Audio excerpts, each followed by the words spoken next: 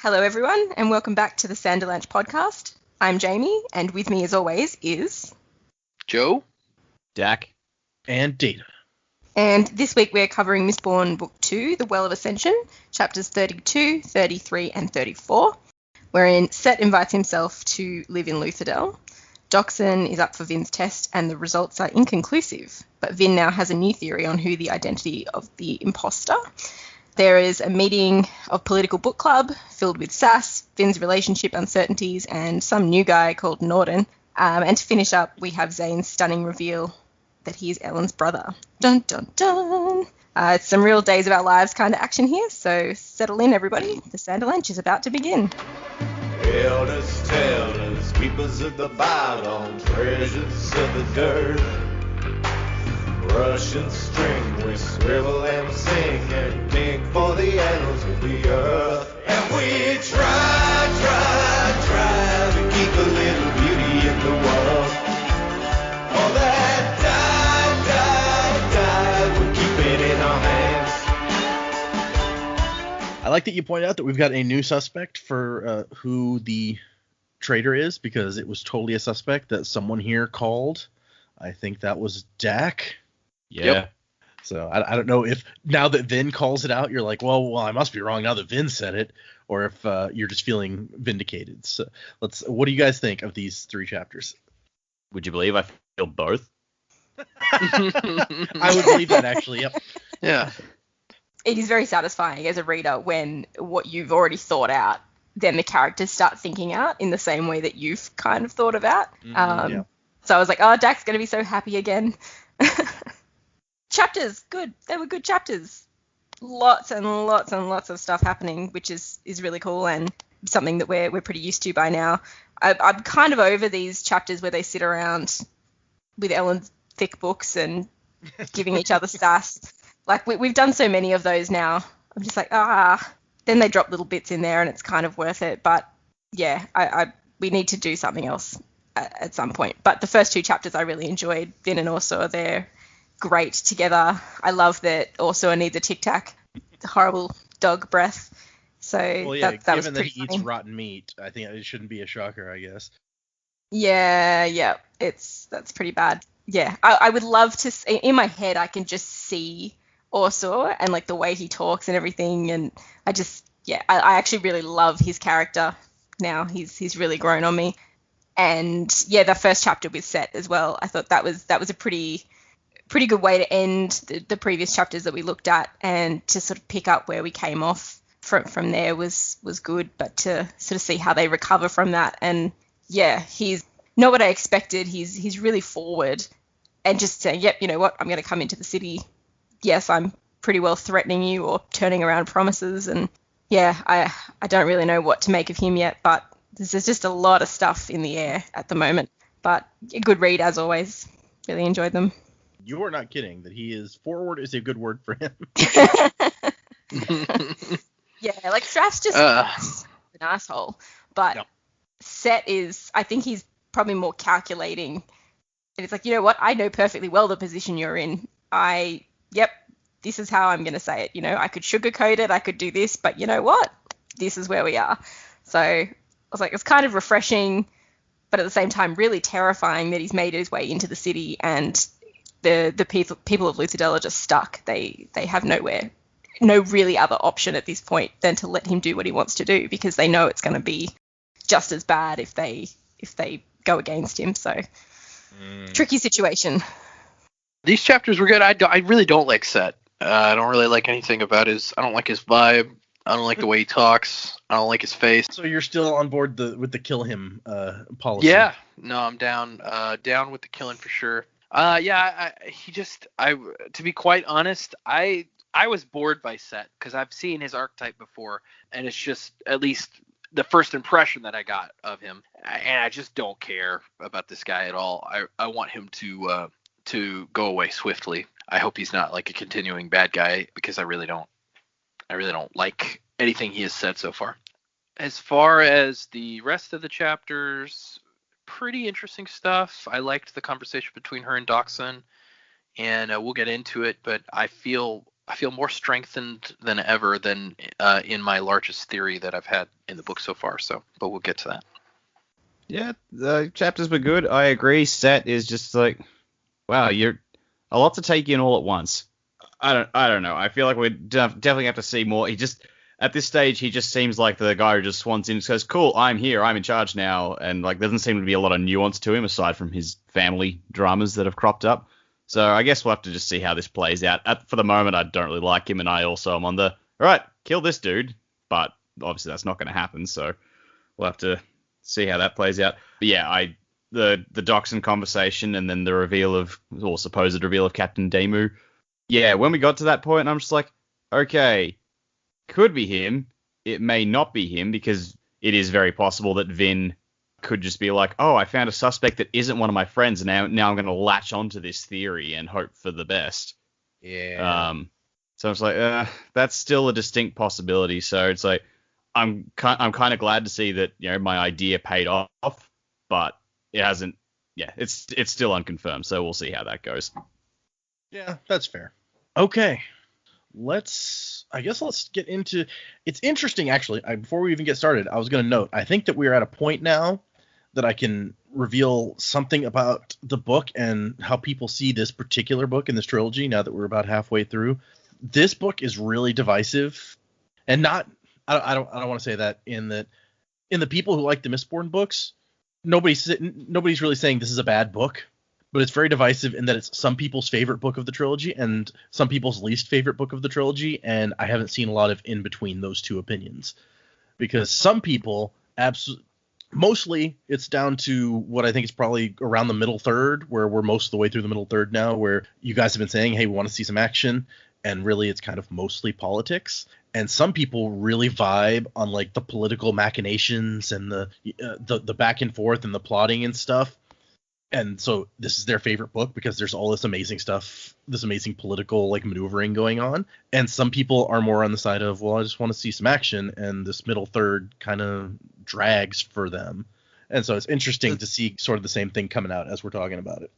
Well, the thing is, like, the political machination stuff is really good, but there hasn't really been a lot to break it up. I mean, throughout the first book, you know, they had the heist plan and everything else going on, but all the plots sort of, they had different little beats in between to break them up. Like we were talking way back in the early days when Kelsier first attacked Keep Venture, like Sanderson said, no, this is the point, I need to have an action scene in here because it's been too long without one, or this was the right spot. Whereas this book hasn't really had a lot of, all right, we're going to interrupt things in here. We've had a bit, like with the Zane and Vin dance fight scene that cropped up, but it just, yeah, I don't think the action has been broken up with those specific beats that the first book had. So while the political stuff is still good, but it's just it's been a lot of that and not a lot of much else, I guess. We all talked about how, like, our favorite parts of the early chapters were the Sazed and Marsh road trip. Yeah. And once that ended, it's like, all right, cool. What else is coming? And it just doesn't seem like anything else has really filled that void. Yeah, there's not a lot of variation at this point. Mm-hmm.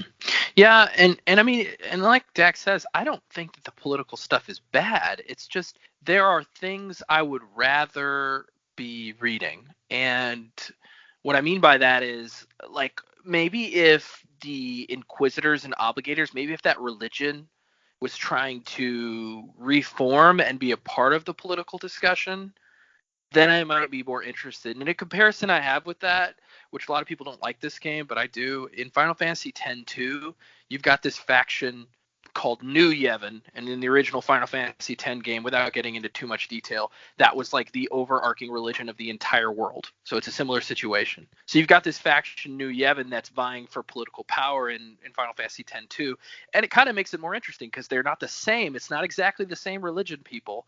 They don't believe exactly the same things, but they're vying for their political agendas, and it just adds another layer. Whereas this is all about who controls the central dominance. Who's going to control it? Is it going to be Ellen? Is he going to keep control of it? Is it going to be Straff? Is it going to be Jastes? Is it going to be Cett? And it's just like, I don't and we're getting all this information on the periphery of the story, that there is something going on out in the world that is so much more important than who's controlling the central dominance. It's almost like I'm reading a story, but the main plot is happening like not on page, and I'm just getting all this stuff that in the grand scope of the story, I don't know if it's going to matter, because there's something going on that's way bigger than what's going on right now that we're reading. So I think that's part of the difficulty I'm having with this book, is like, I know something bigger's on the horizon and is going on, and I'm sure that what's going on in Luthadel is going to play a part, but I feel like it's not. I feel like we're focusing on the wrong thing in this book. Yeah, it's sort of like I feel like reading, say, A Song of Ice and Fire, the Game of Thrones. You've got like the big war going on down in the Seven Kingdoms, but every so often it's like throughout all of the books, except for book 4, it cuts back to Jon Snow up at the wall and looks at what he's dealing with up there, and the fact that, oh yeah, there's this whole ice monster invasion that's coming. So it's constantly in the back of your mind, because it's constantly cutting up there that is a thing that's coming. Whereas here, it's like, yeah, like the larger scale problems is consistently taking a back seat to this other action. It's like, all right, we get that the political stuff is important, and again, it's not bad, but we're just not cutting away from it as much as we probably could, I guess, to look at what else is going on. Like, we still don't know what happened to Marsh, and that was like forever ago. That's true. Poor Marsh, he's vanished. It's almost like by design that we're gonna get. I feel like if we were reading this, just reading it straight through, because of the way we read it, we do stop, we think about it, and we seem to almost always end on a political book club moment. And so we sit and we focus on that a lot. But I feel like if we were just reading it, it's almost like it's designed to, we want to be wrapped up in the political thriller. We want to be focusing on all of these things, because these other things that are happening, the mist monsters and Marsh and all this sort of stuff that we've heard about quite early on, is just going to come and sort of smack us in the face at some point. So I feel like when it does come back into play, it's going to hit us hard. I'm sort of getting frustrated with Elland, every time Vin brings it up, or, he just shuts it down straight away, and it's like, listen to her. Just he's for like, a moment, just hear her out. Yeah. And we're getting a bit more of that coming in. So we say this, I don't think it'll be very long until we see that happening. And I mean, look, the title of the book is The Well of Ascension. Mm-hmm. We're halfway through the book. So we're going to have to either go there or have it addressed soon. But, maybe just, the way that we're reading it, we do focus on this a lot more and go, I want to see this and I want to see that, because we're thinking more ahead than we would be thinking if we were just reading the book too. Sure. Yeah, that makes sense. It also doesn't help, like, the blurb, the synopsis on the back of the book makes it sound like the bulk of the book is going to be this sort of road trip to the Well of Ascension or something. It just seems like the stuff in Luthadel like is really going to be contained at the start, and then like for the bulk of the book afterwards, it's just going to be all the craziness out in the world, and that's really not what the text leans to. Yeah, I don't think I've ever read the blurb on the back of the book for this one. I have these leather-bound copies that don't even have a blurb on the back. So yeah, I read it only a couple of weeks ago, and it says like, they have barely begun when several separate armies attack, and as the siege tightens, they have to look to other areas. I'm paraphrasing here to resolve the problem. And I was like, that really makes it sound like that happens very early on. Maybe I'm reading too much into that, but yeah. Well, I guess anyway. That's. Oh, okay. So the reason that I even brought it up in the first place is just like, full disclosure, I've always been in the camp that's like, this is my least favorite book of the trilogy, and if I was rating all of Brandon's books, it would probably be kind of bottom 50%. But that doesn't mean that I think it's a bad book. I enjoy this book a lot. I don't want it to seem like I'm down on it in some of the ways that I talk, but it's not my favorite of the trilogy. So that's kind of why it's like a Pixar movie. A bad Pixar movie is still a good movie. This is true. Unless it's like Cars 2. I don't know that qualifies. I never saw that one. That wasn't Pixar. Oh, was it a DreamWorks?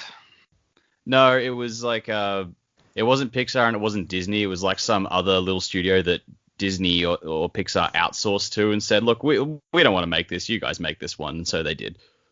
Huh. That's funny.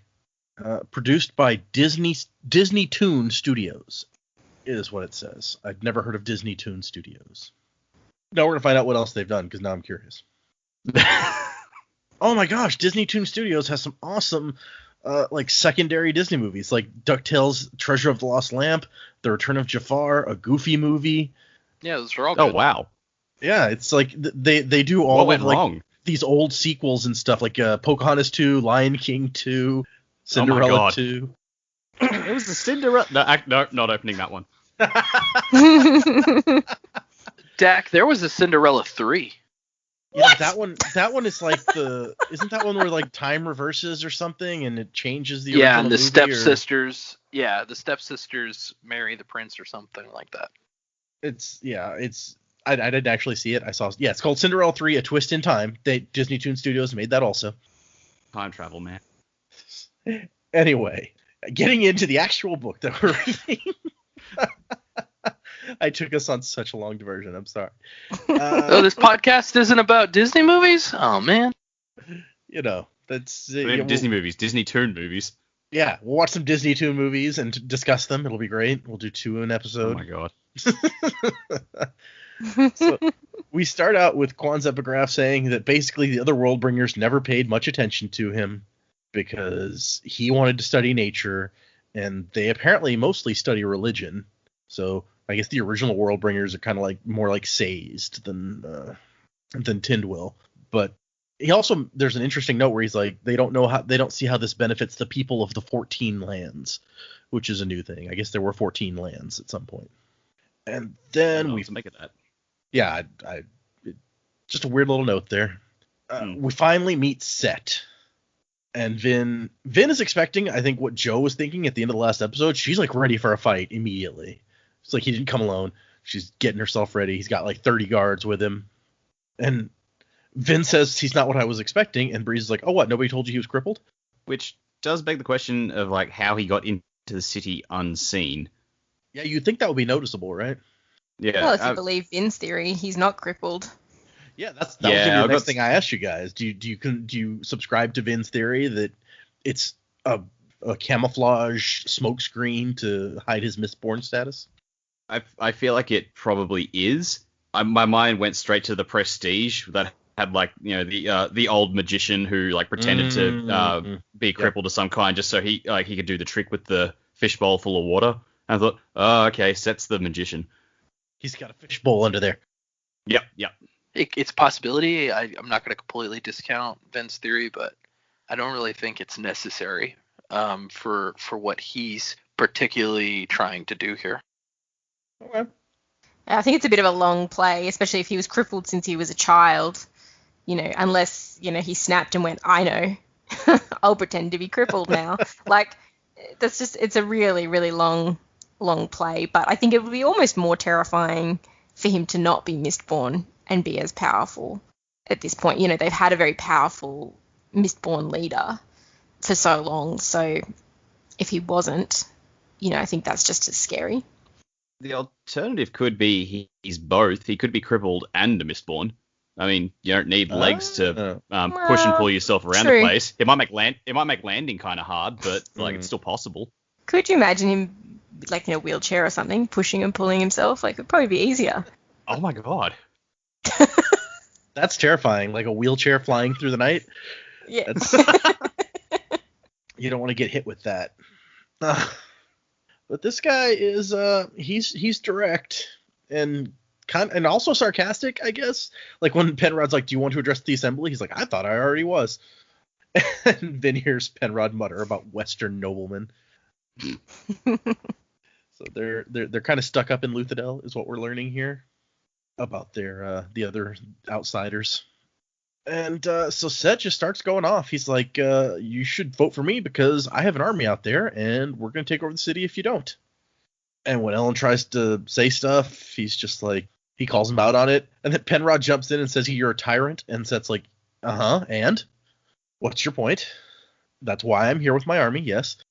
I also like that he's given his troops orders to attack if he doesn't come back, he says. And he's like, they'll probably get destroyed, but I won't care at that point because I'll be dead. So he doesn't care about his army particularly, if you believe this. Well, he just admitted to being a tyrant, so... Yeah, that's fair. And he reveals that the Koloss are on their way, which apparently Ellen had elected not to mention. So that's a problem. And he tells them that he's going to give everyone on the assembly titles if they don't already have titles. And that's why the assembly should choose him as the king.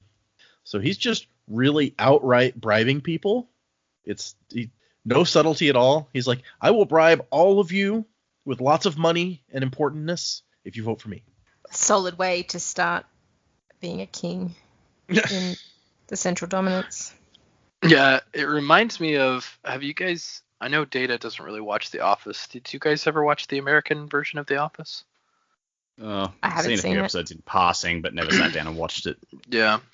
There's a British comedian that guest stars on the show, and during one of the episodes that she's guest starring, she basically, like, the manager is being played by Ed Helms at that time of The Office, and he's gone to Florida to chase after this girl, but he didn't tell anybody. And so this British comedian who is playing a character who was like in charge of special projects for the company, she just shows up, notices that his office is empty, and just like sits down. It's like, I'm the manager now.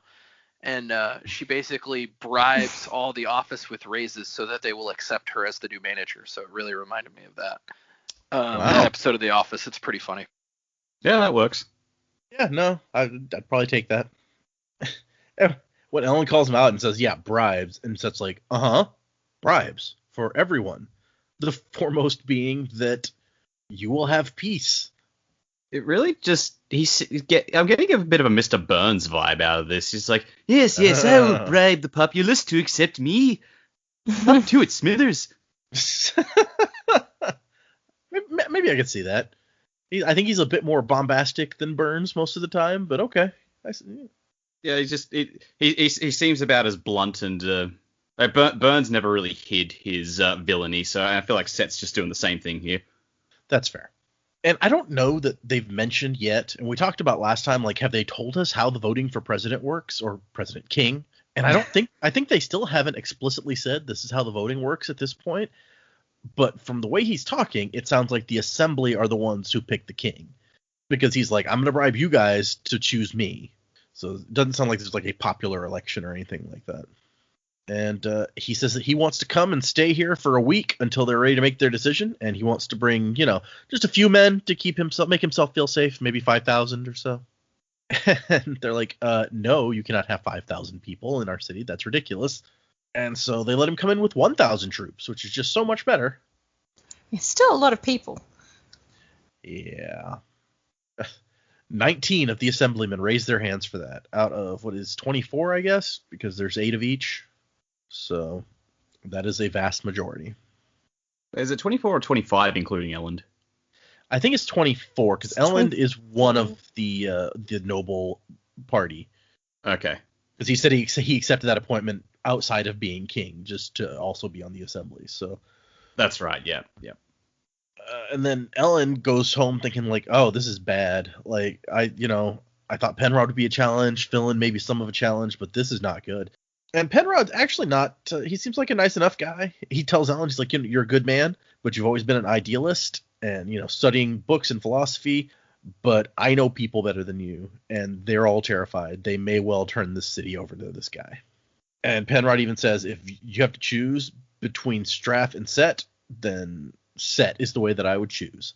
Yeah, but Penrod's also a bit biased in that, because he's definitely one of the better noblemen we've come across, but he's still a nobleman who wasn't too thrilled with the changing of the world order, and Cett just openly admitted, cool, all right, we'll sort this out, and we'll go back to the way things were before all this bullshit happened. Yep. So that's probably not a deal breaker for Penrod in the way it is for Elland. Yeah, we didn't even mention that, but Cett just came out and said, he's like, oh no, we're going back to normal. Noblemen will rule. The Ska will be slaves. That's how it will be. Except for, I guess, the 8 Ska who managed to be on the assembly. He's like, you guys get titles. So all you got to do is sell out your people. Yep. And Ellen thinks back and remembers a section of the book, or of the books that he's read, where it's like these people who broke away from the Final Empire, by the time the Lord Ruler's army showed up, they were ready to come back already, because the chaos of transition is more difficult to accept than the tyranny they had known before. Change is tough. It's like moving. You don't want to move. Even if you know you're moving into like a nicer place, it's just not fun. Yep. And I like just how certain Vin is. She's like, well, we know he's Mistborn. Look at him. He acts like he can't walk. That has got to be covering up something. Oh, I love Vin and her confidence. Yeah, I want her to like do a Big Lebowski and throw him out of a chair. Be like, I've seen a lot of spinals. This guy's faking. He can walk. And I've never been so sure anything in my life. He just throws him out of the chair. He's like, oh, we're so This sorry. episode Vin is played by John Goodman. Yep. That's unexpected casting, but I'm behind it. I'm 100%. See, I was just thinking of, I think it was an episode of The Mentalist, and there was a guy in a wheelchair, and he was like, yeah, no, this guy, he can walk, because he'd been looking at the bottom of his shoes, and was like, if he couldn't walk, why his shoes scuffed? It's like, I was hoping that Vin was just sort of like sneakily, I don't know, taking a peek at his shoes or something. It's like, yeah, we know he can walk. It's like, how do you know? How do you know he can walk? So. I feel like there's a Sherlock Holmes story where he does that, where he like sees the bottom of the guy's shoes and figures out that he can walk. Yeah. Yeah. It probably is. The Mentalist probably stole it. Probably, yeah. I've never actually watched The Mentalist, but I used to watch Psych all the time, and they make fun of The Mentalist for ripping them off. So that's all that I know about The Mentalist. Really? Yeah. Anyway, so Cett's son shows up, and he's like, hey, so when do you guys want to come by and talk to my dad?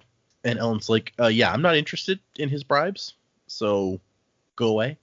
And the kid's like, well, but shouldn't we talk about my sister, the one that you kidnapped? And Ellen's just like, come on, seriously? We're going to play that? And eventually Ellen agrees. He's like, fine. So he's going to have dinner with Cett in a week. We're definitely going to get this guy's name. Oh, Njornden? I don't know. I have no idea how to pronounce this name. Meow meow? Meow meow. Now his name is going to be Meow meow in my head, and it is all your fault. Njornden. I don't know. We seriously have gone like Norse with this name, I feel like. Yeah, I was going to say, it's like, I was going to make a joke about how Spook must have named this guy, but then I realized, no, I'm going to say that, and then I'm going to find out it's actually a real name in some Nordic culture or something. Now we're going to have to look this up. Hold on, I'm going to Google it. Njornden. Njornden Cett is the first 5 results that come up, so I'm guessing that he's not in anything. That's not a name from anything else. At least not a popular one. What's Cett's first name? Ashweather. Ashweather. At least that sounds like a real name as opposed to Njornden and Ulrian. Well, you guys made fun of Ashweather when it first started out, because you're like, what, did somebody just look outside and be like, there's ash, that's the weather? Yeah, like when he was naming his kids, he could have just at least kept with the theme song and has gone, this is my son, Cloudy Sky, and this is my daughter, Smoky Chimney. No, that's not right. Chimney. What? I got away from weather there. Disregard. I'll think of something later. Be like, I'll wake up at 3 o'clock in the morning and just go, that's a better one. Her name is Mist. Her name is Miss Mist.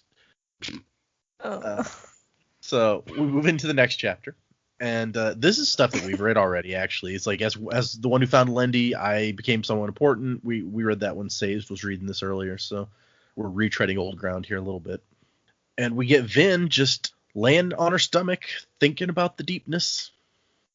And she's kind of annoyed at prophecies and such.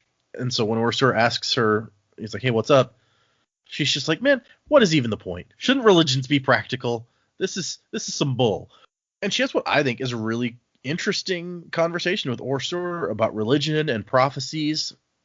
Like he gets onto her, like, you shouldn't dismiss other people's beliefs. And she's like, you sound like Sazed. Which is fair. That is something that Sazed would say. She says that she feels like prophecies are a scam, or at least part of her does, the part that is always expecting a scam of some sort. And she kind of infers from the way Ursula is talking that the Kandra also have a religion and even prophecies. That's in the conversation where she mentions that Ursula is a person, if one with dog breath. Yeah. And he grins and is like, you chose these bones, you have to deal with the consequences. Ha ha ha. Oh, And she even mentions, which I didn't remember, but she's like, I think the fact that you're eating carrion is not helping. Which, yeah. So apparently she was monitoring as Cett's army came in. And she's even like, I knew that he wouldn't travel light. He's Orianne's father. Like, you know that he likes to travel in comfort. And I believe that. If you can't walk, you at least want to be sitting on something comfy, right? And they start talking about these Kandra religion and Kandra prophecies, and he doesn't really want to get into it. And she's kind of like, they have to do with overthrowing us, don't they? And he says that we don't kill you, but the stories say that you kill yourselves off, and then we kind of inherit the earth. Or the world. It's not earth. They kill themselves off using the Koloss as their pawns. And there's actually an interesting note in here where he says, the stories say you kill yourselves off. You are of ruin with a capital R after all, while the Kandra are of preservation with a capital P. Yeah, that was out of everything we read, this was by far the most interesting and at the same time frustrating, because he says that that's not a normal thing to say, and then Vin totally glosses over it, like doesn't ask any questions, doesn't pick up on the fact that those are weird words to say. So we've got capital letters for preservation and ruin, and something tells me that's gonna play a big role in the future.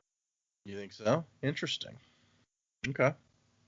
I don't know why he would have. It was like when we saw the words Kandra in the last book, and we didn't know what Kandra were yet.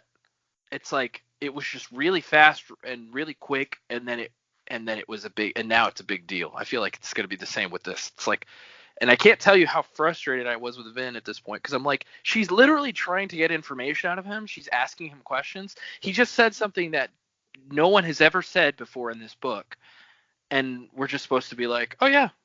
Vin, I'm not even going to pay attention to those two words you just used. She kind of latches onto the Koloss thing, which is a more immediate concern for her, probably, since there's an army of Koloss on the way. But, so you think that this, whatever the Kandra religion is, the only other religion to have survived for all of these centuries, apparently, may be relevant in some way. Oh, yeah. And he's right. She's naturally very inquisitive and curious, and when she hears something, she will generally latch onto it.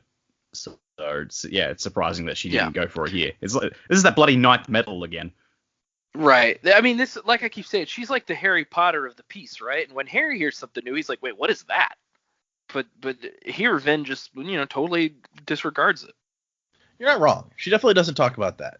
But because, like I said, she latches onto the Koloss thing, where she's like, wait, so you sound sorry for the Koloss. And he's like, well, yeah, the Kandra think well of the Koloss. There's a bond between us. We both understand what it is to be slaves. We're both outsiders to the culture of the Final Empire. We both, and then he wants to stop talking about that. So what else are they both? Well, because at first glance, there is like nothing alike about Koloss and Kandra. Kandra are able to hide among the humans. Koloss are never going to be able to hide. Kandra appear to be more subtle, like they can never kill a person, whereas the Koloss, that seems to be their bread and butter. I don't know, maybe he was going to say we both start with the letter K. that must have been it, really. I hope so. Yep. That's the part that he's like, oh, I better not reveal that secret. All this time, I thought it was Koloss with a hard C. But she lets it go. She's like, okay, you want to keep your secrets. Everyone needs secrets. That's cool. Which is how you react when your friend wants to keep a secret. It's fine. Their relationship has really changed a lot by this point. Yeah. And then we move over to Elend, who has been brought in because a bunch of people are getting sick in the same area. And he's like, oh, did you tell the assembly about this? And they're like, well, no, we figured that you, because he's the king, I don't know that the regular people are really can wrap their head around the fact that this guy was king, but now he's not anymore. That's not how things worked in the Final Empire. And they decide that the wells have been poisoned. And they're wondering who might have done this. We watched Color Out of Space last night. And then this morning when Jaymee was just like flicking over the chapters again, she's like, okay, poisoned well. This is like, I was starting to think of like that weird color at the bottom of the well in that movie and how it fucked everything up. It's like, any moment now, Nick Cage is going to bust in with a shotgun and start screaming. That would definitely be a change. I'd pay to put that in this book, sure. Nick Cage. Hey, maybe Ashford Sett's like played by Nick Cage. Oh, he totally could be. Nick Cage is like a paraplegic. That's awesome. He's like, I thought I was already addressed in the assembly. Gosh. So you're gonna bribe us? Yeah. So. You sound like Keanu at some point in there. Yeah, you're right. I'm like Keanu doing Nicolas Cage. Yeah. So any theories Anyway. about who was poisoning the wells? Ellen and Ham basically theorized that anybody could be doing it at this point. So what do you guys think is poisoning the wells? My initial thought was like, all right, 2 of the enemies are now in the city, so this is like prime time for Straff to send Zane in to start poisoning the wells, and 2 birds, 1 stone the thing. Yeah, and as he points out, a Mistborn could easily come in here and do that. It would not be hard. It's Gemmel. Going back to it. Okay. And I was going to jump into I actually missed something I was going to read in the annotations from last chapter, so I'll go back to that in a minute. But Brandon says in the annotations that the poison well scene is another one that was added during the final draft of the book. Much like Straff's test attack on the walls, it's here to remind you that the armies are out there, that Luthadel is under siege, and that things are not going well. I don't want you to forget about the armies just because our focus is on politics for the moment. So he apparently added several scenes there towards the end of his drafts of the book to remind us, to keep bringing back into the forefront of our mind that, oh, by the way, there's a war happening and the city's under siege. But what I forgot last time was about Cett and when him and Ellen are talking in the assembly. And Brandon says Ellen does need to learn a few things still. To be truthful, I think he's too honest to be a king. There are times when, as a king, I think you need to lie in order to comfort your people. You don't tell a dying man that he has no hope for survival. You don't let a man like Cett bully you into admitting that your Allomancer has been manipulating the audience, which we didn't talk about, but there's the moment where Cett's like, hey, tell us, have you had your man Breeze up here, like, soothing these people? And Vin's like, say no, say no, say no. And Ellen's like, yes. So he's a little honest. Maybe too honest to be king. I don't know. What do you guys think? A little honest? He's a lot honest. Yeah, no, that's fair. Is he too honest of a man to be the king? Does a king need to lie to people sometimes? Maybe that's an important question. Yeah, I mean, in this particular situation, he probably shouldn't have said that. But I feel like even if he had said no, then that just makes him out to be a liar. Whereas even though he said yes, like, he's an honest person. So, even if he'd said no, everyone would just know that he's lying and he's doing it anyway.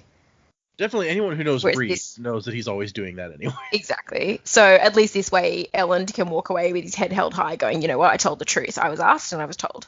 Like, I told the truth. So that's true. Yeah, I think you do need a certain level of that. And I mean, I think he does that, though, in the chapter when he's talking about the well. When he's like, he could have gone, oh, look, I'm not your king. That's not my problem. But he's just gone, yep, okay. Like, you're having a hard time. I know this is the one. I'm just going to have to wear it. Not that he lied about it, but he just didn't fight the truth, yeah. I guess. He's going to help them and not make an argument about whether or not he's king. Exactly. So, I don't know. It's a skill he probably could learn. He's probably a little bit too forthcoming with the truth sometimes, but it's refreshingly different, I guess, for what they've had. That's probably true. I'm trying to think, like, the Lord Ruler did lie about lots of stuff, so I was about to say he was so powerful he probably didn't have the need to lie personally about stuff, but just his whole, like, religion was a lie about things, probably. So, okay. We move, this chapter kind of jumps several times. We move into Vin and kind of a discussion of Doxson as she's considering whether or not he might be the traitor, which was one of Jaymee's earliest theory about who the traitor might be was Doxson, who the Kandra might be. And so she comes up and kind of has a conversation with him. She thinks at one point, I'm sorry, before she even really gets into it, she thinks, would one Kandra be able to recognize another one in a dog's body? No, that couldn't be. Otherwise, Orsur could find the imposter for her. So she's not asking this question, which we've asked several times, I think, is could Kandra recognize another one? She just assumes that no, it couldn't. I would be really annoyed if we found out later on that that could be it, and that Orso knew the whole time. But if they could, then Joe might be right, and that Orso is the Kandra, and Orso knows he's got nothing to worry about. That's true. It would be annoying if he kept that secret, but that's an interesting thought. But anyway, she's gonna have a conversation with Dachshund and try to suss out whether he knows like the secret things that they talked about. Although she's only ever had one like deep conversation with Dachshund, and so that's the only one that she can talk to him about. And Brandon mentions this in the annotations where he's like, the Dachshund scene is one of my favorites in the book. I'm a little bit sad that Dachshund, like Ham, doesn't have much time for development here. In book 1, he only got a single good scene, the one that Vin is referencing here, where we really got a good look at his personality and inner demons, and those come up again in this scene. He's a good character, Dachshund is, but the only thing I can give him is one powerful scene per book. At least he gets one. Ham and Clubs didn't even always get that. Because I guess, we didn't really have a good scene with Clubs in the last book, did we? Nope. No. I was waiting. But she's trying to bring up this conversation without telling him what it was about, to see if he remembers it. And he seems to. And they have kind of a nice moment where he says that he doesn't feel the same way anymore that he did back when they had the conversation in the last book. He's like, maybe all the nobility aren't monsters like we thought. And he's like, this is about Ellen, isn't it? I know you wish we could get along better, but I think we're doing pretty well. And he's not wrong when he says that Ellen has some faults as a leader, like lacking boldness and presence, which Kelsier had those things in spades. He says that they hated the nobility for taking things from them, Dachshund's love, Kelsier's mother, and we put one of them on the throne. I can't help but think that Kel would be angry with me for letting him rule. And then they revisit the fact that Kelsier saved Elend during the fight at the end with the Inquisitor. And Dachshund has kind of a really touching thing where he's just like, it's hard for him to accept that they could be good men, because that means that the things that we did to them made us the monsters, basically. I thought that was such a raw moment between, like, for Dachshund, but between him and Vin as well. I can completely get why Vin's like, oh, it's definitely not him, because it's just so like heartfelt, and this is why he can't. He goes, yeah, Ellen might be a good person, but I can't just give up on that because I'm a horrible person. Yeah, I mean, it really makes you feel for Dachshund, which he hasn't had much to do this book, and so we finally get a moment to sit down with him, and it's like, oh wow, this is heavy stuff. Yeah. It's like, even through the first book, it's like, yeah, he only really had like the one big scene, but he was always there and saying stuff. Whereas in this one, I feel like he's been much more relegated to the background. So yeah, it's an interesting touch to show why. But I also got the impression that this is something he wouldn't tell anyone else. Like, I get the feeling like this is something he would talk to Kelsier about, maybe, but not really anyone else. So I think the fact that he's even said it to Vin says a lot about how he thinks of her, even though like they don't spend a lot of time together. You're For some reason, right. I got the impression this is not the sort of thing he would say. He wouldn't say this to Breeze or to Clubs or to Ham. For some reason, I get the feeling that this is something that he would keep to himself and Kelsier only. And then the fact that you said it to Vin struck me a bit. So yeah, I didn't think about that, but yeah, it probably says a lot for how he sees their relationship. That's a really good point. It is sad because there's so much depth to this character that comes out in like these two scenes in these two books that we've gotten so far, and it's like you really want to get to know him more at these points. that's it. Like, he was one of my favorites throughout the first book, and like I've been disappointed at how little he's been in this one. So yeah, I want more Dachshund. He goes on to say, he's like, I find little joy in this government because I know what we did to create it, but I still lie awake at night, quietly satisfied for what we did to our former rulers. Their god dead, their society undermined, now they know. There's still some anger there. And except that after he says that, he looks down as if ashamed. Yeah, there's a lot of depth to this guy that we don't get to investigate much. Not yet, anyway. And yeah, I agree with Vin.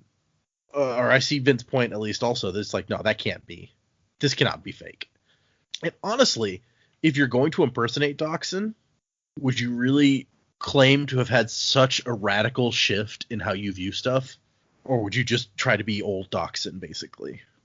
Yeah, and I think in this next section where she's discussing it with Orser and he's coming back like, well, I don't know, mistress. Like, you don't understand. We really research these people thoroughly. You know, you may not be giving my kind enough credit. Like, this is the turn for me where I'm like, okay, now I'm like I was maybe 75 to 80% sure that my theory was right. Now I'm like 90%. This is him deflecting. He's saying, well, you know, I don't know, because he's realizing that she's running out of people to investigate. And we get the demo thing here in just a second, but I honestly think that he's getting, at this point, this is Orser being nervous and deflecting, because he's like, well, she thought he was the most likely candidate and now she's ruling him out. Like, what does that mean? Like, I'm gonna get caught. So you don't think it really holds much weight when he's like, we try to learn these private conversations and secrets so that we can mention them at the appropriate time? Yeah, I mean, I get that. I get what he's saying. He's saying they're very good at what they do, but I just don't, for the same reason that I don't believe it's Jaymee, and we'll get into that in a second. I believe that is not. I believe that is a deflection and an excuse for her to keep suspecting him, because I really, like you say, like, why would the Kandra claim to have changed when he doesn't really need to? He could just say, you know, Vin, I understand, but I think I still feel the same way that I did. Nobleman ain't shit. Right. Got it. Yeah. And maybe it's because he wants to be closer to Vin so he can get information out of her if he is the spy, but I just don't see it. Like, the more I think about it, the more I feel like that it's been Orser the whole time. That's fair.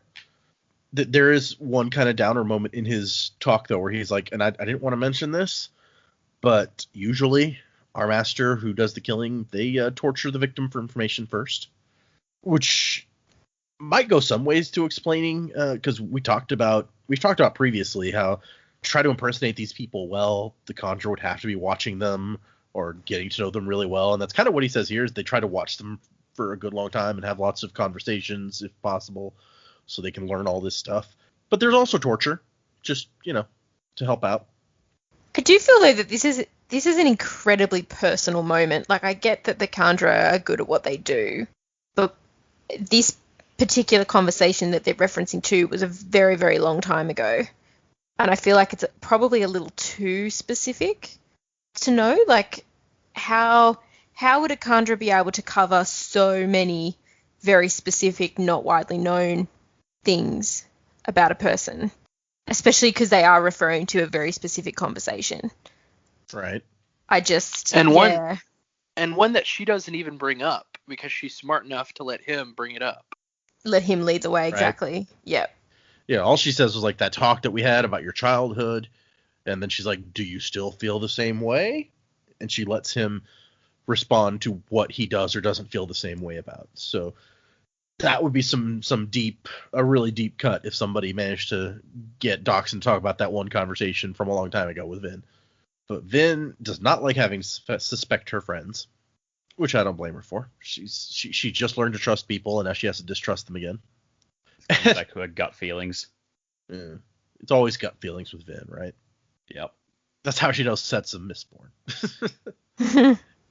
And Orser is like, wait a second, you're serious about not wanting to distrust your friends? Really? She's like, yeah.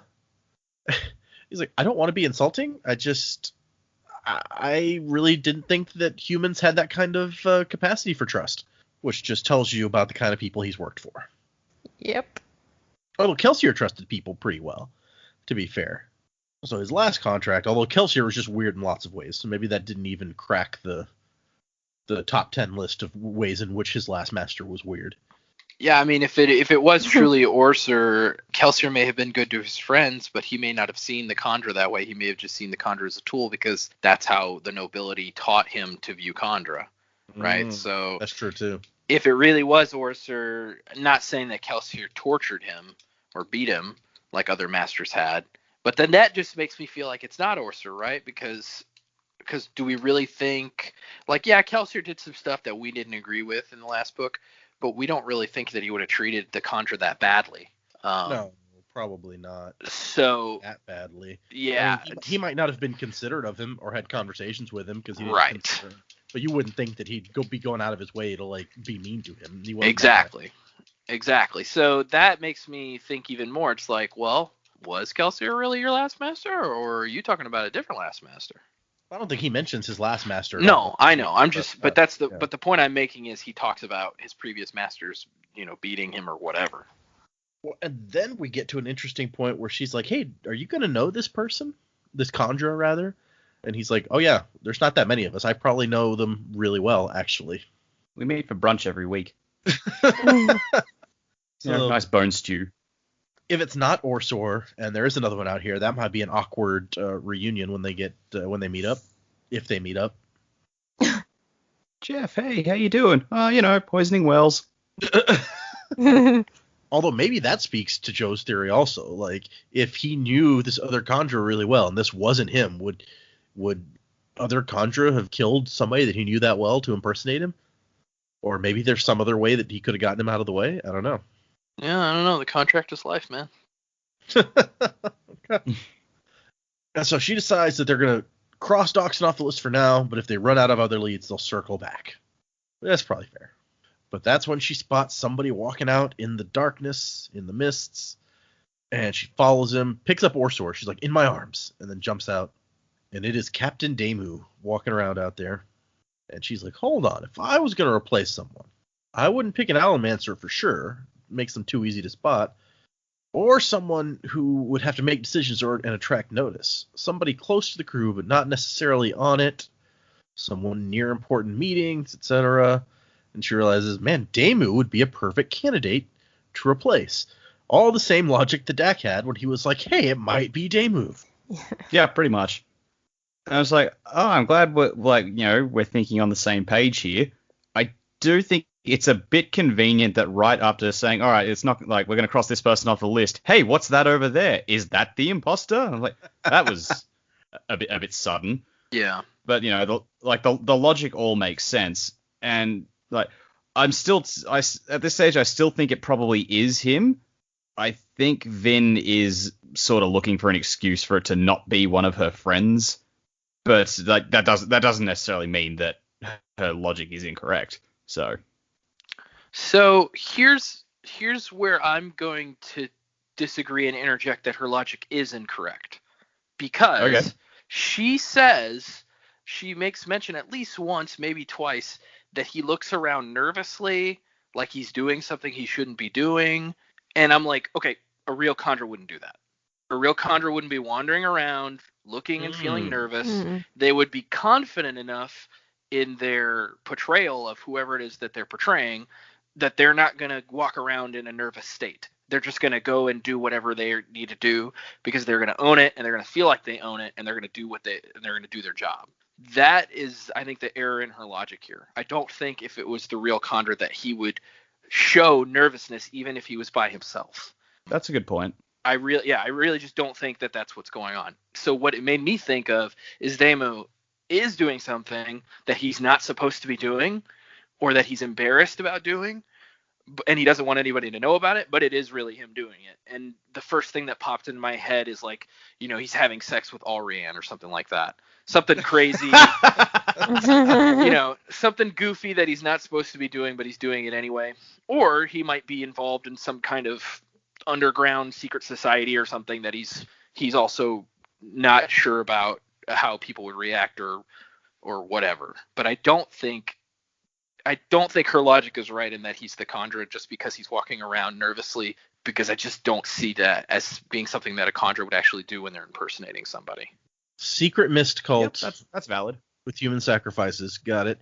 Now, while you were talking about that, I had to go back and read, and he walks out and says hi to the people at the guard post and stuff, and Vin says, he speaks to the guards. He's not sneaking out, and yet she recognized the stooped posture, the nervous movements. He'd been nervous about something. So she's reading, like, nervousness. He's not looking around nervously necessarily. She's reading, like, in his body language, maybe some nervousness, but nervousness that he's not showing enough to, like, not say hi to. So it's, like, subtle nervousness, which I don't think speaks quite as loudly as you were saying, but I still see your point there. All right, here's an alternate theory then.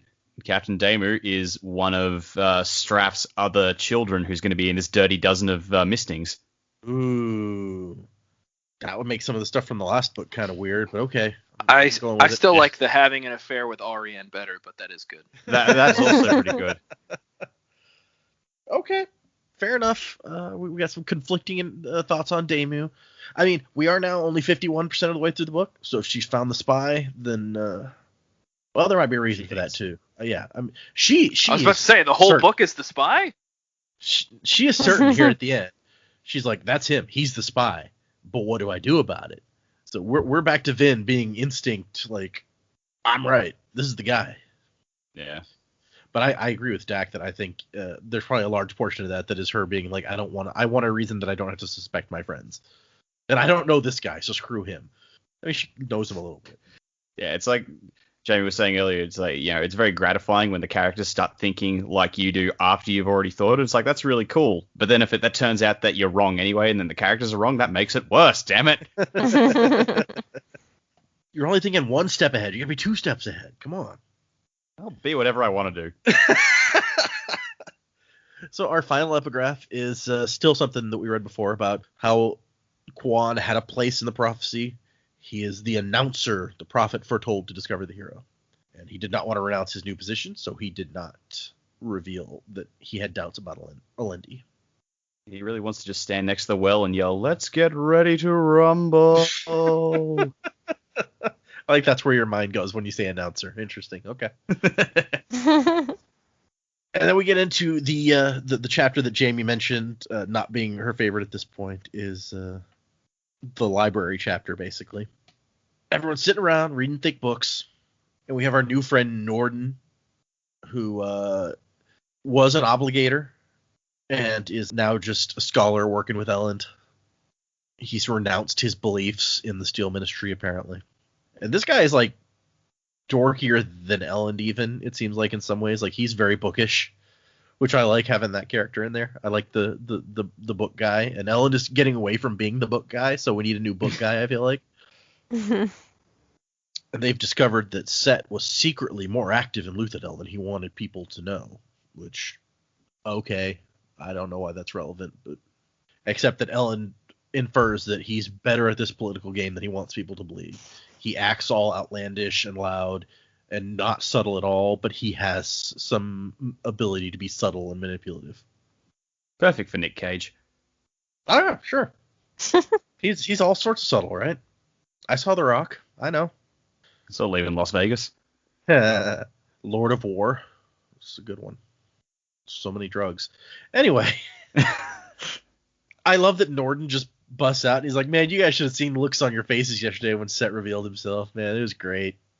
And I was like, dude, that's not the time. Yeah, he's like, shut up.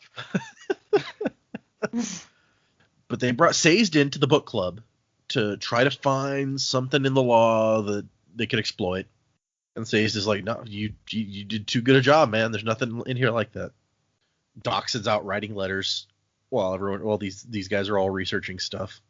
And Norton's like, hey, why don't we just let Cett have the throne? And Ellen manages to convince him that by being like, how do you think Cett's going to treat our laws, that you really like how good they are and the people?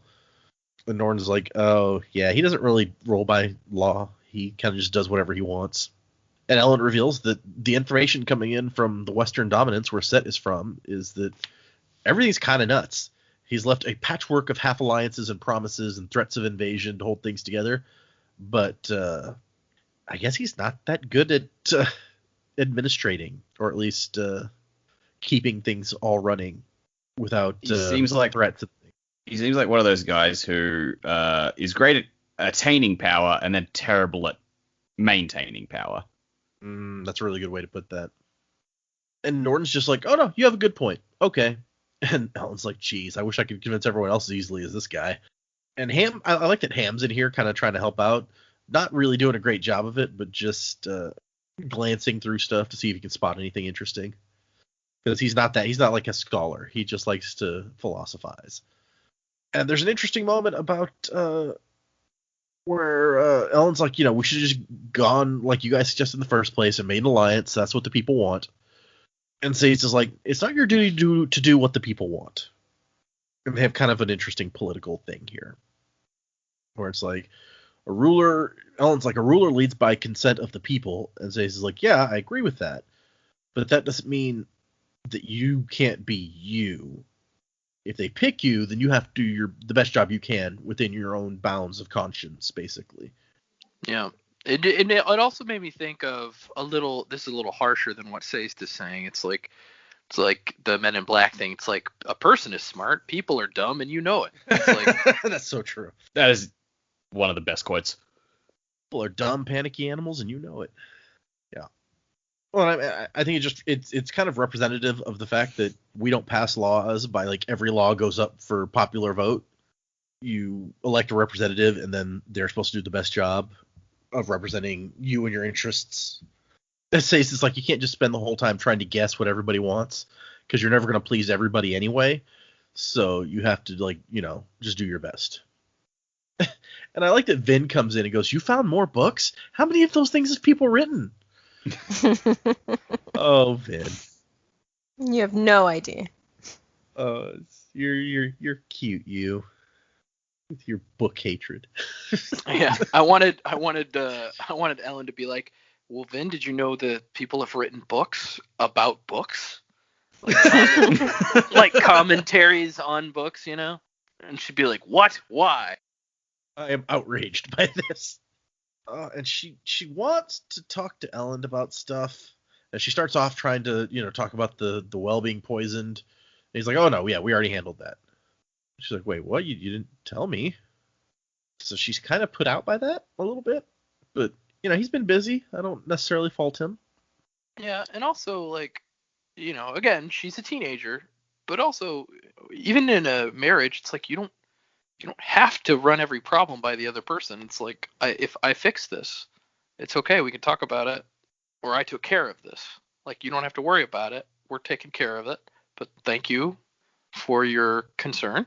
I just feel like she's being a little oversensitive, but she's got a lot going on and a lot of creepy negging coming from Zane. So Zane, yeah, I think she just feels like she has to take responsibility for everything, keeping this city safe. And so finding out that something happened without her, she's like, wait, Zane, you guys can solve those problems. I should be involved here. I'm the bodyguard. She's kind of been at Ellen's side though for all of the problem solving, and now that she's not necessarily there for all of it, she's got to be feeling a bit put out as well. And then just doubled in with what Zane's been saying to her, and then having those insecurities about he's changing, he doesn't need me anymore. This is just another thing to add to that he doesn't need my advice even. He's becoming independent and problem solving on his own now. He's growing, and that's a little bit threatening, which is probably kind of normal. And Tyndall's kind of grumpy when she finds out that Seist helped write the law, or at least, gave some thoughts on it. And Ellen is immediately like, no, you shut your mouth. You don't get to insult Seist. He's my guest, even indirectly. And she apologizes to Ellen, and he's like, no. You apologize to Seist, or you get out. And so she gets out. I mean, it's very interesting to me that she couldn't bring herself to apologize to him. She's just like, no, I'm not doing that. I guess I'll leave. I know, right? Fuck this guy. She had no problem apologizing to Ellen, but not Seist. And then even Seist is like, you don't need to do that. I mean, she's really probably right. And Ellen's like, no, you shut up too. If I let somebody treat my friends poorly, it's an insult to you and an insult to me. So we're not doing that. He's like, I'm the captain now. And I like Seist doesn't argue with that anymore. He's just like, all right. And he picks up a new book. I don't know that Seist is used to having like friends, and especially not friends who would stick up for him any more than Vin was used to it. And then here comes Vin trying to talk about the deepness, and Ellen's like, yeah, I don't really have time for this right now. I'm I'm busy with important king business. Because Ellen still doesn't think the deepness is a threat. I don't know if she's ever told him any of her theories that she's come out with, that we talked to Saist about the, the deepness being the mist and all that, but he's not concerned about that. He's concerned about what's right in front of him at the moment. I guess to be fair to Ellen, at the moment, that is the more immediate threat. Yeah. But I mean, the other one could go very badly very quickly and soon become the immediate threat. So he probably should have it, on his radar somewhere. But yeah, I'd like him to give it a little bit more attention than he is. And there is a bit in the annotations about this where Brandon says the way Ellen treats Vin in this chapter puts some people on edge. And if you're in that group, realize that I wanted you to feel this. And not just for plotting purposes, I just think it's more realistic. People get tired, people have trouble focusing, and people treat even those they love with indifference sometimes. This is particularly bad of people like myself, men who are quick to get focused on one project or another. I've done things just like this to my wife, unintentionally ignoring her because I'm so tied up in my current project. It's not a good thing, but it is natural and normal, and unfortunately it prompts something very important. The return of Reen's whispering voice in the back of Vin's mind. She's been free of him for a long time now, but I thought it appropriate to bring him back. After all, that voice, partially as a representation of her subconscious, was a large part of her character in the first novel. Which is true. I don't know if you guys noticed that her constant companion of Reen's voice from the first book is mostly absent in what we've read so far. Yep. Was not lamenting the loss. Oh, poor Reen. Nobody misses that guy. Did you? I just gotta stand up for him a little bit, like Spook. I'm like, oh, poor Spook. It's fine. Spook never beat up his younger sister.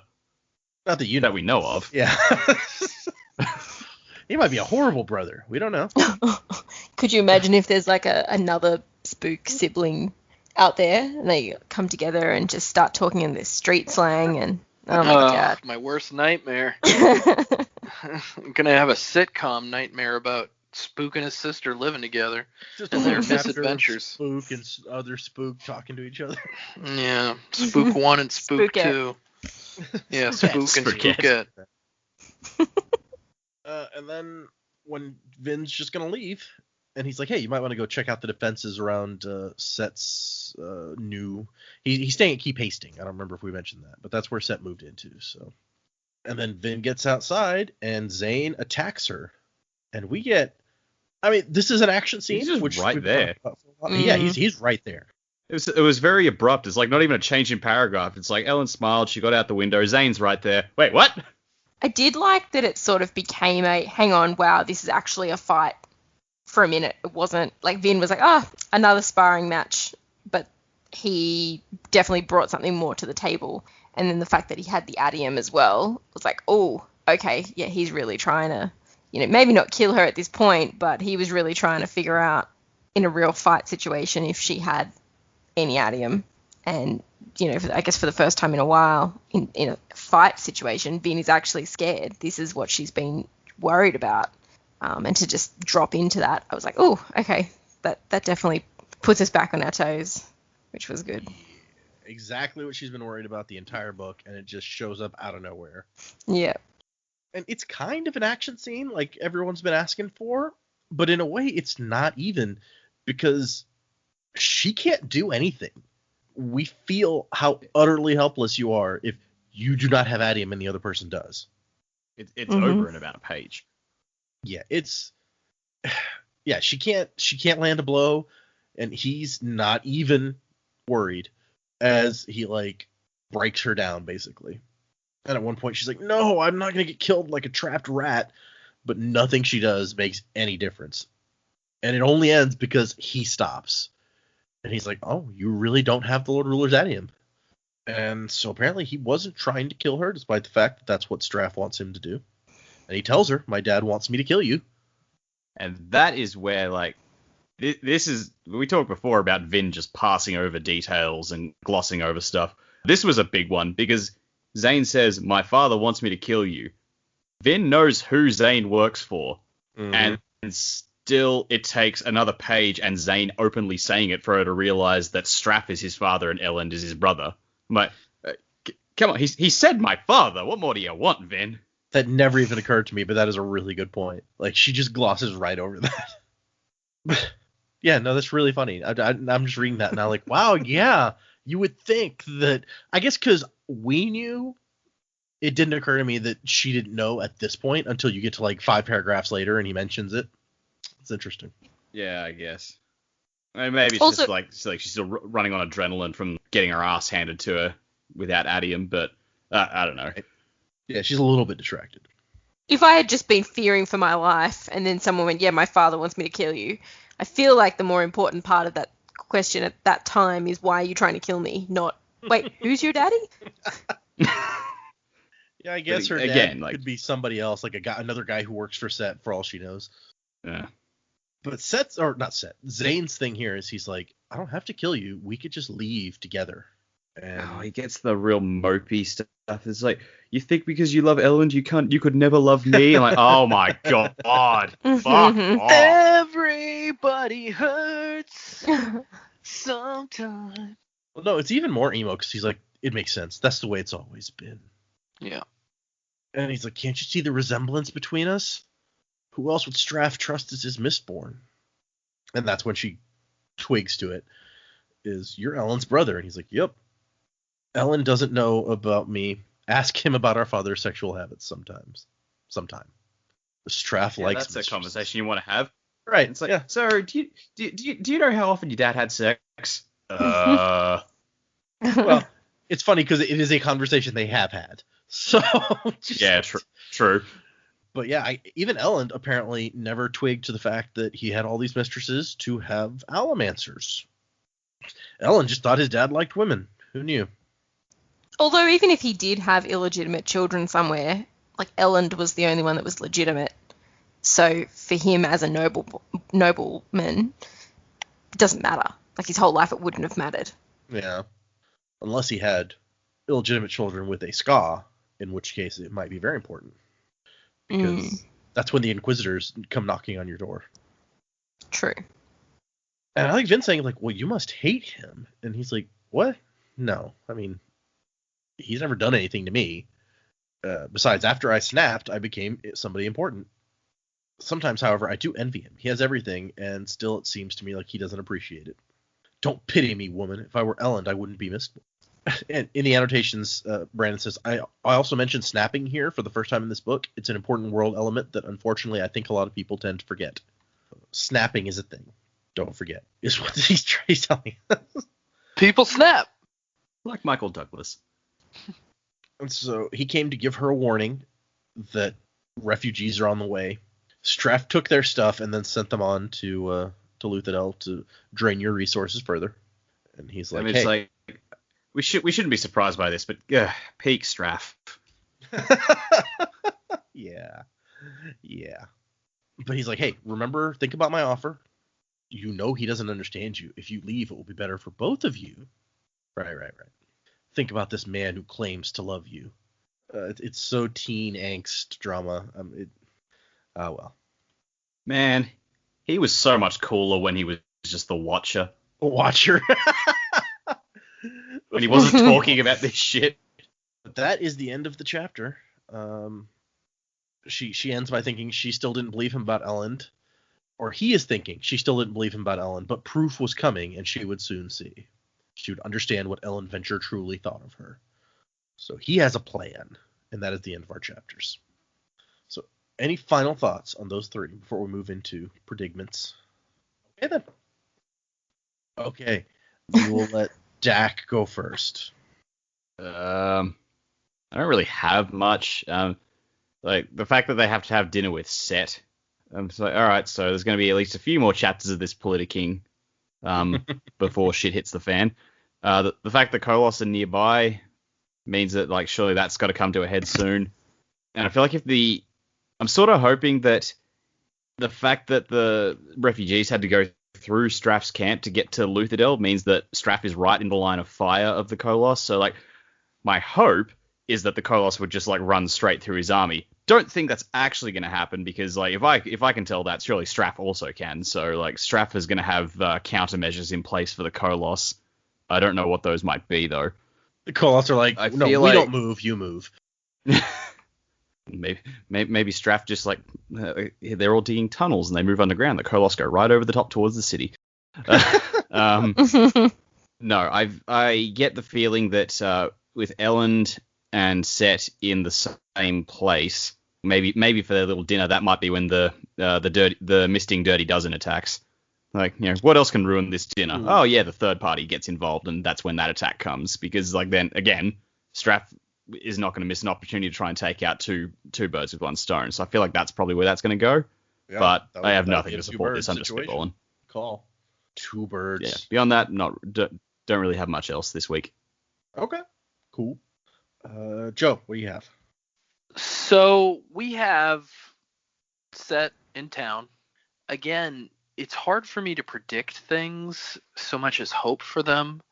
So I just hope that he dies swiftly. I don't like Cett. I just want him out of the picture completely. I just want to get out of Luthadel. I hate to be on the side that's like, I don't like this book, because it's not that I don't like the book. I'm just done with Luthadel. I want to get out. I want to see something happen. We have been here for like 2 books at this point. So. Right. And like I said at the beginning of the podcast, there's something going on out there that is bigger than what is going on in Luthadel right now. I think the most interesting part of this chapter, what I said before, with this ruin and preservation thing, I'm like, there's something there. And they're so secretive that I feel like the Kandra culture, and maybe even their religion, since it's survived for so long, it may be a big key in kind of what's going on in general. If they're predicting some kind of Ragnarok-like event where the humans destroy themselves, who's to say that's not actually what's going to try to play out? So I'm predicting the eventual oncoming of some world-shattering, possibly ending event that our heroes are going to have to somehow deal with, that are going to make all of these problems, these political problems in Luthadel seem really small. Because the thing is, for me right now, if the political problems in Luthadel were, if there was nothing from outside of the world, there was nothing going weird with the Mist, nothing going on with Marsh and Sazed outside of the Inquisitors, if they were just all dead, I feel like maybe I would be more invested in what's happening in Luthadel. But because I know there's this other stuff going on that seems so much larger, I'm just not invested. I'm not. And so I need them to address the bigger issue outside of what is going on in Luthadel. So my prediction is that hopefully that will happen. Okay. Fair enough. I don't fault you. We are constantly being teased with little hints about the larger ramifications of what's happening. And may continue to be. Who knows? Maybe the entire book will just tease it. But you love it. Okay, Jaymee, what do you have? So I was having a think a bit about the imposter, and I've been rather fond of the theory that Dockson was the imposter. After the discussion in this chapter, I'm not so sure.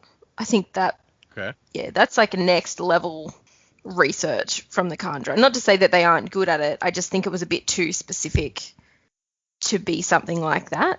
Unless next the Kandra could. Fostering. Yeah.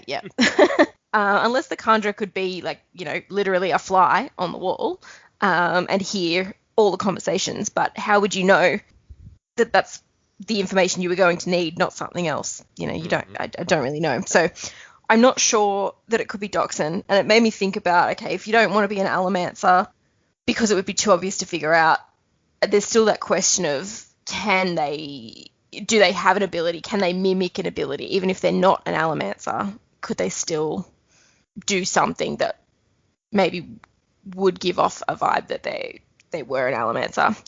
We still don't know the answer to that question. My other thought was, is there an imposter? Could the bones have been a plant to just get in the heads of everybody?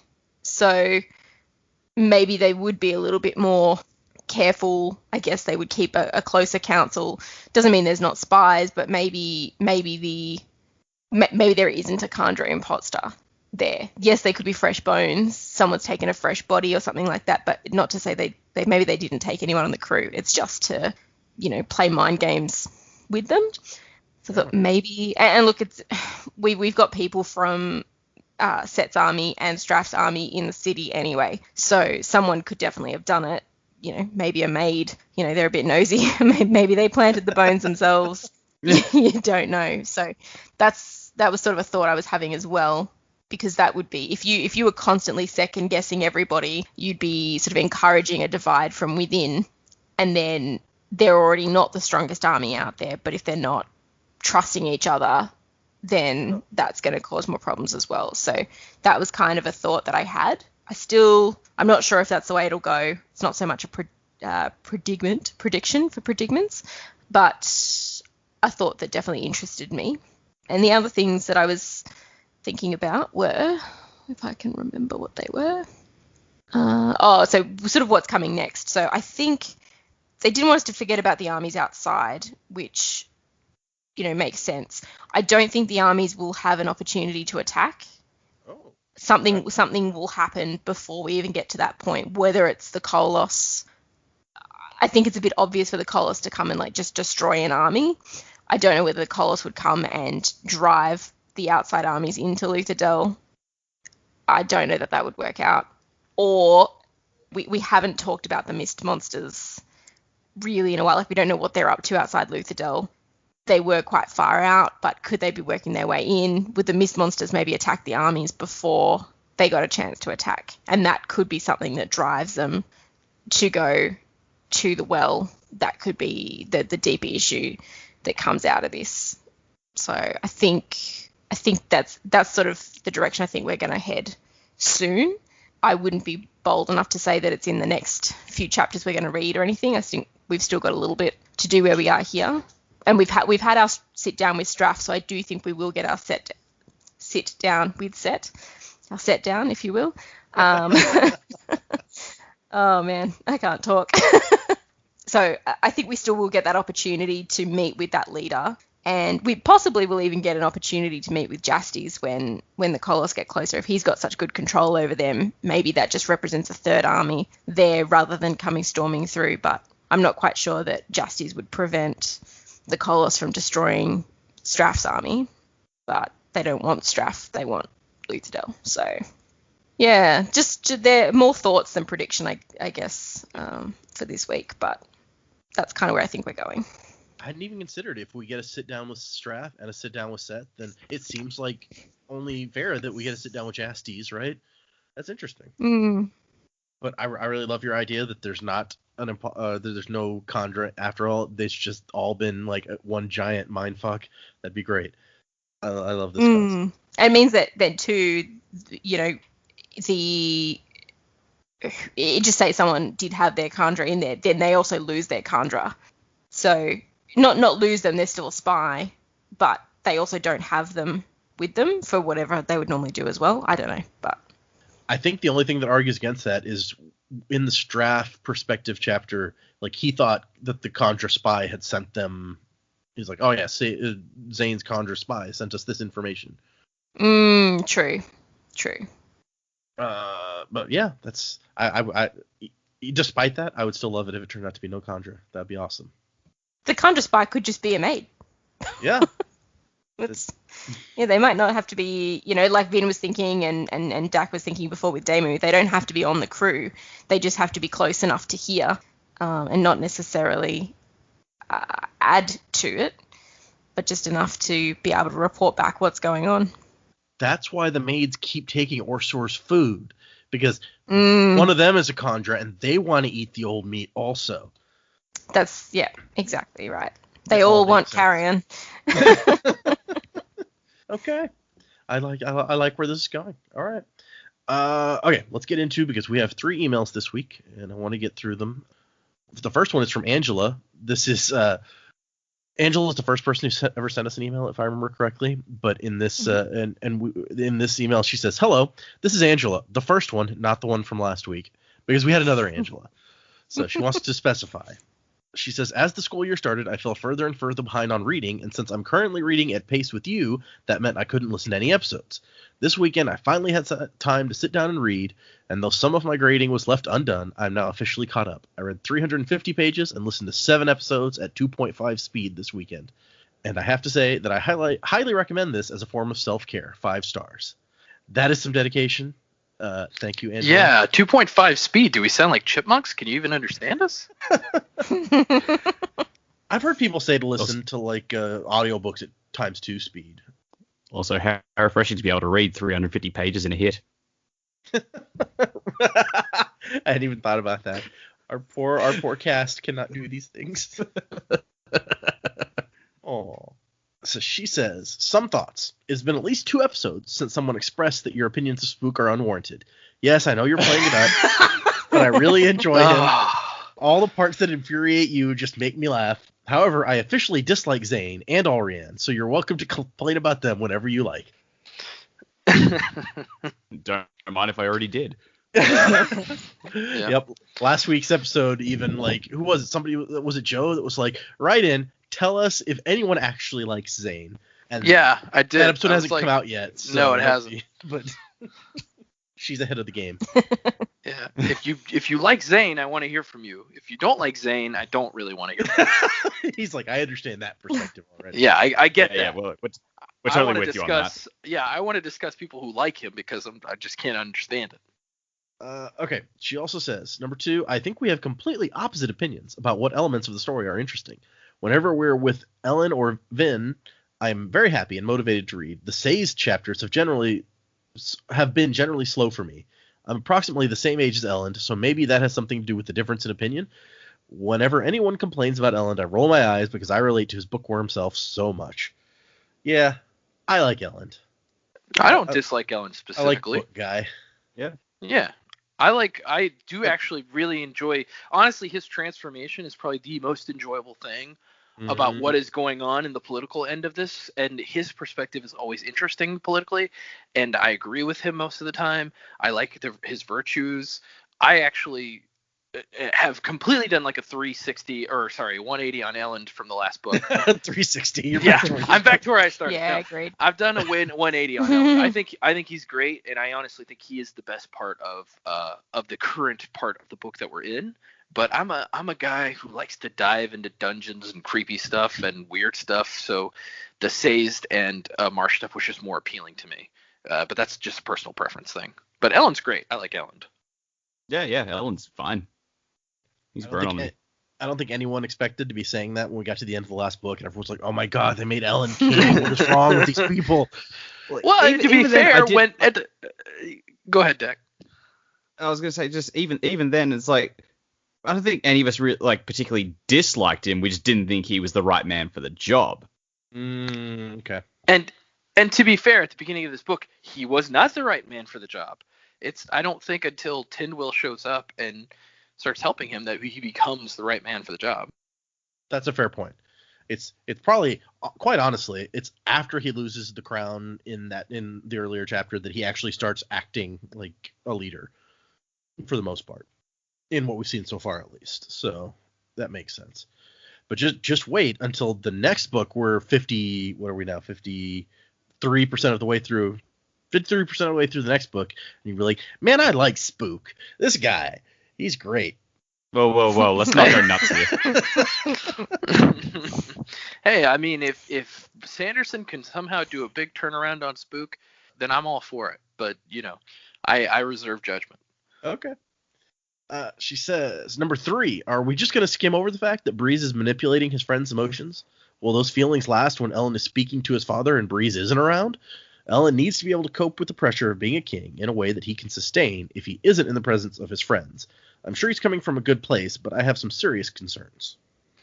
Well, I mean, Breeze wasn't around when he was talking to his dad in the tent. I think that was like Ellen's moment to really, yes, Breeze was calming him beforehand, but when he's there, it's Ellen. That motivation is gone.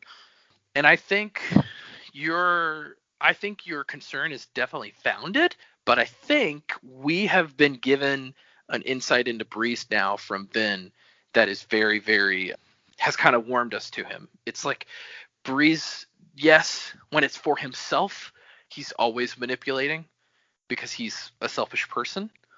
But when it comes to his friends, he is constantly trying to help them. That's what he's using his ability for, is helping them. So. And I think too, we talked about in the last book that when he's manipulating the emotions, he's tapping into something that they already feel, like he's trying to, build that courage and eliminate fear in that, and it creates a memory that then, in this case, Erland would remember to then take with him and go, you know what, I can do this and I am this. So he doesn't need to be constantly manipulating. It's just giving him that bit of courage to go, yeah, this is what I remember, and this feels good and this feels right, and I can do this. So it's kind of built his courage, even though he doesn't have to actually be there manipulating him through the real discussion. Yeah. And another thing I thought about when kind of changing my perspective on Breeze was, I thought to myself, what would I do if I had Breeze's power? It almost seems like a really heavy burden to have that kind of power and not use it manipulatively. Because if you had the ability to do that, could you really say that you wouldn't use it for your personal gain, even if it was subconsciously? Because we see that it's almost a subconscious action for Breeze to soothe. Because he's done it so much. Exactly. Right. It's a reflex that it's a habit that he's been doing his whole life.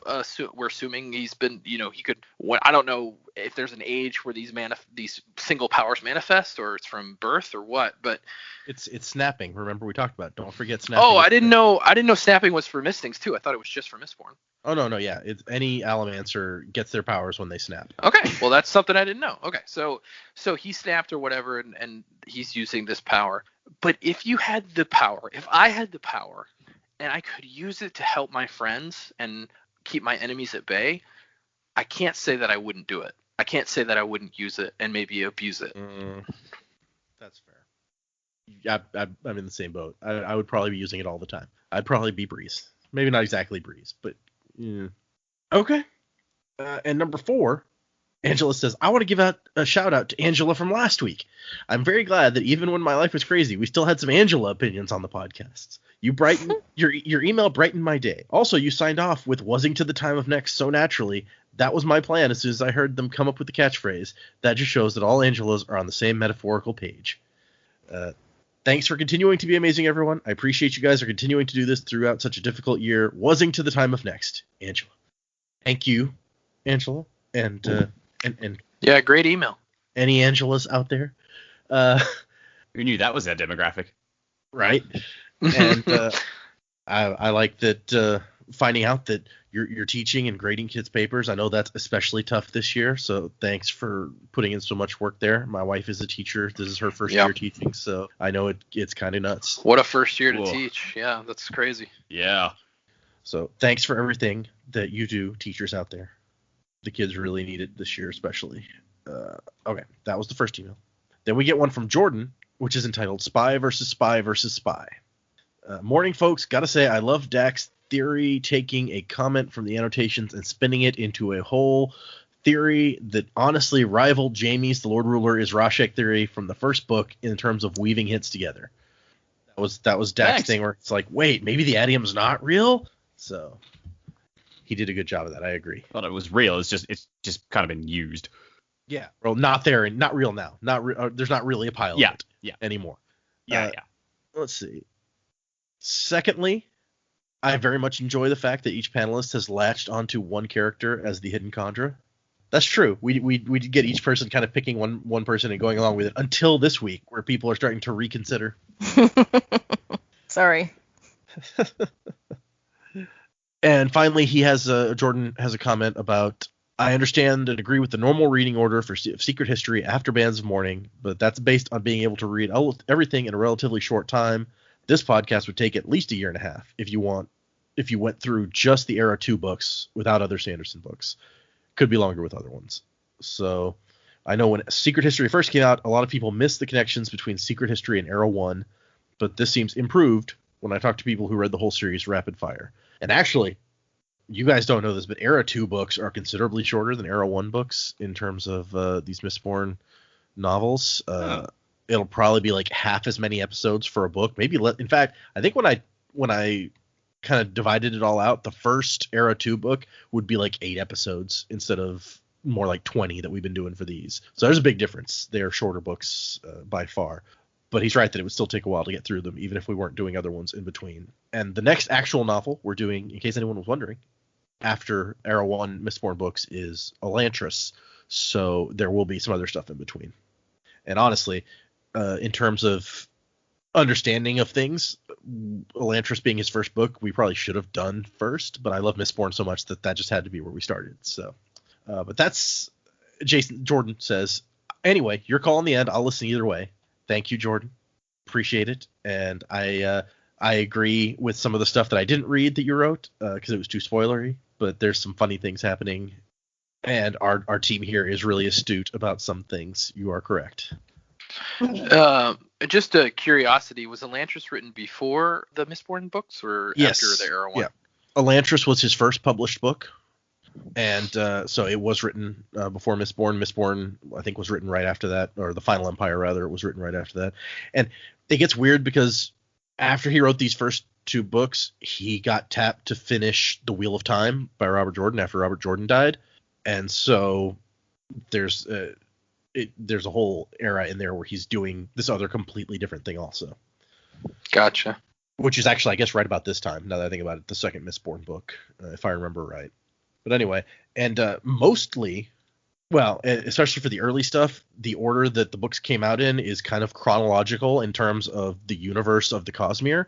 So Elantris technically happens before the Final Empire, but as they're on different planets, and it's not really relevant which one happened first. Okay, sorry. So third email is from Michael. And he says, "Hey, Data. My name is Michael, listening in from New York City. Love the show, and have been listening to it since the beginning. Thank you. Appreciate that. I have a few messages for everyone involved, but I'll start with you because this probably can't be read on air." Oh, right. Okay. Why is it? Just cut that out. Oh, cut that out. Why are we talking about this? Okay, he says, I thought it might fix it in post. I thought it might be cool if you guys had a place for listeners to make their own predictions on who would guess what and discuss without the others being able to see. I'm especially excited to see who picks up on something from the next book. Great job moderating, as always. Love hearing the discussions. So I have considered that before, like maybe making like a private Facebook group that fans could come in and discuss stuff where the other 3 would not get to be members of that Facebook group, so there'd be no way to risk them seeing it. I don't know if that's something that a lot of people would be interested in, but we could totally look at that if more than just Michael is interested in having a discussion. Anyway, that's I think I've even mentioned that on the podcast before. That's something that I've thought about, but we'll see if there's more people that are interested. I'll look into how that might work. To Joe, chin up. You seem to get very defensive most episodes whenever Spook comes up, but we don't hate you for your opinion. Just because we like Spook doesn't mean that we don't enjoy your commentary on it. Oh, well, to those of you who say chin up to me because I'm defensive, I say, I hate you. Oh. No, there you go. Yeah, Joe hates all fans. That's not what I said. First. Yep, pretty sure that's what I heard. Also, they're not fans, they're listeners. Oh, right. Thank you. Sorry. Anyway, no, look, I really hate Spook. Let's just get that out there. If I'm being defensive about not hating Spook, it's really because I hate him really like a lot. So please keep telling me how much you love him, because I love to hate him. Okay. And then finally to Dac and other girl. Honestly, not sure how she spells Jaymee. Well, he says because he's not sure how you spell Jaymee, and there's a Y and 2 E's in case anyone's wondering. How it sounds. He says, love you guys too, and have an Australia question. I was playing Risk the other day, and I lost a 12 versus 3 going from Western Australia to Eastern Australia. This is obviously extremely bad. Is there any Australian stereotypes that might explain the weakness of Western Australia, or am I just a horrible dice roller? Not off the top of my head, I think Western Australia is just way more isolated. So they're just so far away. Yes, they don't like us. I know that. Well, don't Jack, don't alienate them. Anyone in Perth who is listening is just nodding along, just going, yeah, it's true. The East Coast sucks. It's kind of like you've got so many states and cities across the east, and then it's like just the western half of Australia is Western Australia. It's like It's like the the entire western half of the country is one state, and it's huge, and it's just full of desert. Oh, so like Nevada. Yeah, sure. Yeah, except Nevada's populated. Most of Nevada, not really populated. Mostly in like Las Vegas and Reno. Sorry to any Nevada listeners who don't live in one of those cities, but I'm telling the truth. Yeah. So. I mean, it's not the capital, Carson City. Carson City is not huge, though. It's now we're gonna look on. We're gonna compare. We're gonna look at the population of Western Looking at Australia. the numbers again. Here we go. Numbers. Oh, okay. So the population is 55,000 in Carson City. So. That's smaller than our city, I think. Smaller than where we live, yeah.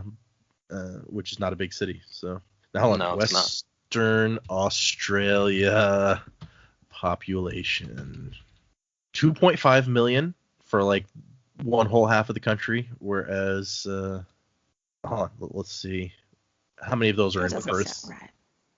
It says The size of it too. Yeah, it is really big. Oh, okay, so the capital city of Perth, according to Wikipedia, has a population of 2.05 million. So almost all of the Western Australians live in Perth, according to this. Wow. And it is This has been. Go ahead. about a million square miles. This has been the Geography Minute with the Sanderlanche podcast. Need like a jingle there. So like everyone could get like their own half a square mile. Yeah. I don't know how big that actually is. I feel like it's big. Anyway, that was our final email. I hope, Michael, you found out many interesting things about Australia in answer to your question. And thank you for emailing. If anyone else wants to send us an email, thesanderlanche@gmail.com. Or you can tweet at us at thesanderlanche. Or you could find us on Instagram or Facebook. It's the Sanderlanche in all of those places with an E at the end. For next week, I'm doing William Shatner now. For next week, we are reading Mr. Spock. We're not reading Mr. Spock. That was not true. For next week, we're reading 35, 36, and 37. That is another 3 chapters, and there's some interesting meaty content in some of these chapters. So we'll see. 37 in a row? Well, we are reading 35, 36, and 37 in a row. Yes, that's that is the thing. So read those. Come back next time and see us. Music by Miracle of Sound. No music by Joe this week. No. The spook Hope you rap enjoyed is that. not ready yet. Oh yeah, I'm supposed to write a spook rap. Yep. It's easy to get distracted. Yeah, man, I'm playing a D&D campaign. Now I gotta write a spook rap. It never ends. Clearly, all the listeners who adore Spook should try and write this rap and submit it. Fan-submitted content. There you go. Yeah, if you want to submit a spook rap that you want me to rap, don't advise it, but you can. Oh, don't let him rap it. He's too white. Yeah, I am pretty white, even though I'm half not white. I'm pretty white. Between the two of us, he's far more white. It's true. That's true. Anyway, I'm currently working on writing a fan fiction for the Dresden Files fan fiction contest. So we've all got our burdens. Yeah. So next week, 35, 36, 37. Thank you everyone for listening. Please come back next week. Please. You don't have to if you really don't want to, but no, you know. it's okay. I won't make you. Wuzzing to the time of next, everyone. And we try to keep a little